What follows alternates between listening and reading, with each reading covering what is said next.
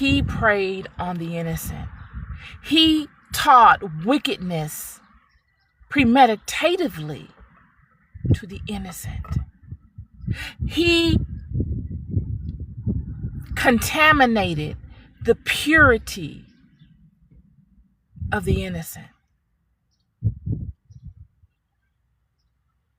And for those fallen ones, Simjaza and the other 9 or so, or 10, the other 9 that were on Mount Hermon that bound themselves to these mutual imprecations, this binding still goes on today.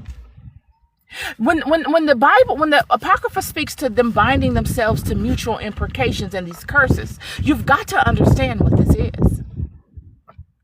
These mutual imprecations are seals, sigils that they're bound to. They've bound themselves to layers upon layers upon layers of sigils. And not just sigils. They've invoked sound. These are the masters. Friend, I don't want to get too deep on this. God showed me this.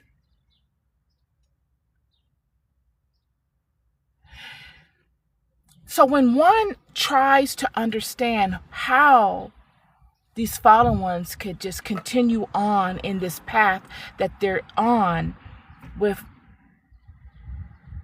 all that they know now versus what they knew back then, how could they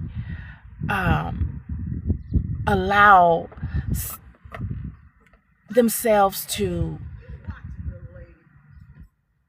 oh, looky here, how they could allow themselves, Rocky, how they could allow themselves to just continue on in a cycle of things that they know they'll never win within. Why don't they just give up? Why don't they just throw in the towel? Why is Satan's kingdom so united? Why? It's because of this same thing I'm telling you. When the fallen ones came and coagulated on Mount Hermon and bound themselves to all these mutual imprecations, thank you. They bound themselves to seals and sigils that would prohibit them from doing such things. Even if they wanted to, y'all, they could not change their minds. If they wanted to disagree with one another openly and wage war with one another, they cannot do it. There's no way they can do it. The only way that they are able to do it is when God says it is time to rectify the books, to right all of the wrongs, the end of times. And this is why they're looking for it more than anybody. I'm here to tell you. I'm here to tell you. They're looking for a sign. They're looking for someone to come to give them a word. They no longer have an Enoch. Enoch was the only one that could go before God on their behalf.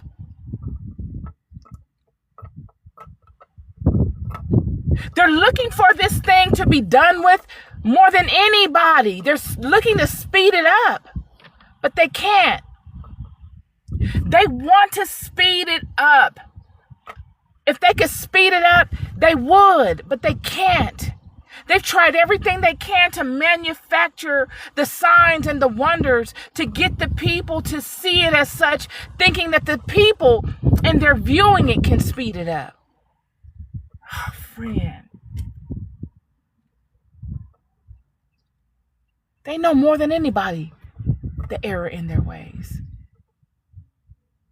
They know. And it is not that they have not learned their lesson. I believe they have.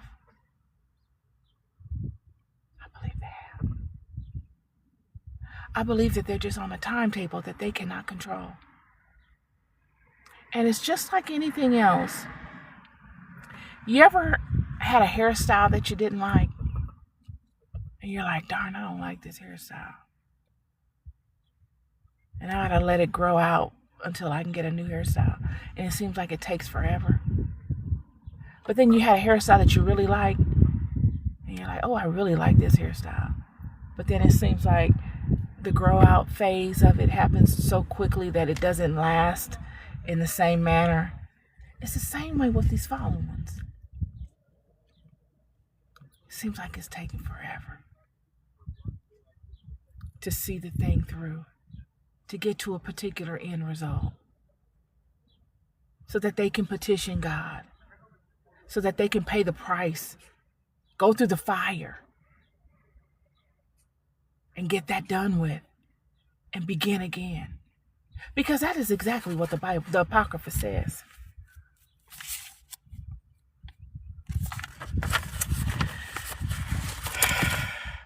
And also those that are beneath them, that were bound to mutual imprecations without their input, will be free.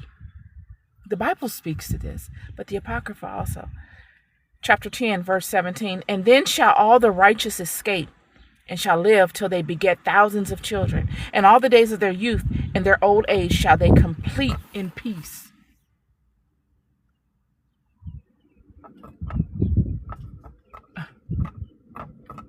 If I am your mother and I align to wickedness, and I take you with me in the wickedness, you're innocent. Especially when you come into the knowing of my error, but you can do nothing about it. You're innocent. This is what is going on in the fallen kingdom. This is what is going on. Yet,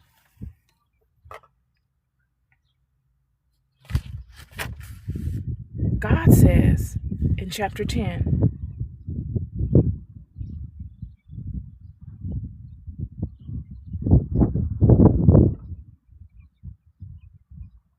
verse 11, and the Lord said unto Michael, go bind Simjaza and his associates, who have united themselves with women so as to have defiled themselves with them in all their uncleanness. And when their sons have slain one another, and they have seen the destruction of their beloved ones, bind them fast for 70 generations in the valleys of the earth, till the day of their judgment and of their consummation, till the judgment that is forever and ever is consummated. And in those days they shall be led off to the abyss of fire, and to the torment and the prison in which they shall be confined forever. Friend,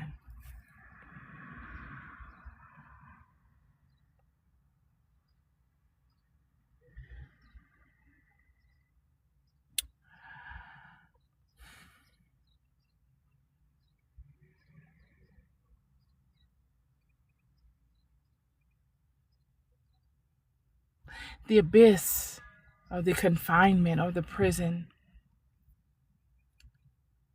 it seems as if these fallen ones seem as a better judgment than this.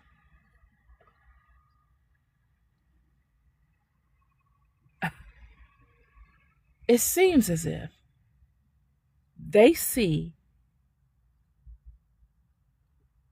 this new thing as better than this. It sounds horrific to us. But these angels, the messengers of God, they were created through smokeless fire. They are of fire. So them going into fire is not as bad of a deal as it is to what we may see, think, and feel of such. They are of fire. It's as if God would say to us, you're going to go back into the dirt. In which we do. When we transition out of this life, we go back into the dirt We go back to dust. The body decomposes itself. It is the same with these fallen.